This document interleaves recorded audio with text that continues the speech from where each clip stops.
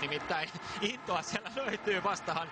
Bischofshoffenissa mäkiviikon päätöksessä oli 40 000 ihmistä huutamassa hulluna ja nyt he huutavat jälleen, koska itävaltalainen Martin Koch on tulossa.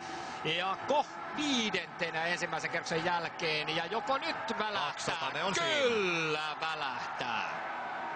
Se on tasaraha. Martin Koch.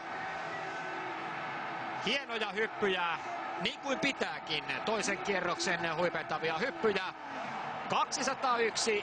201,5 metriä. Martin Koch kisan kärkeen ehdottomasti.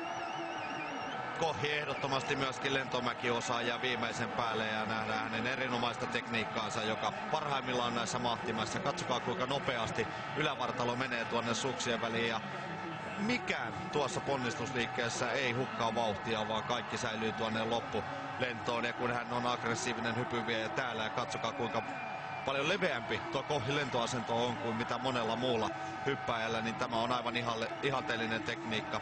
Lentomäessä Martin Kochin heikkous yleensä on ollut vähän huono kilpailuhermot ja kilpailupää. Nyt hän onnistuu kyllä huippuhienosti tälle toiselle kierrokselle.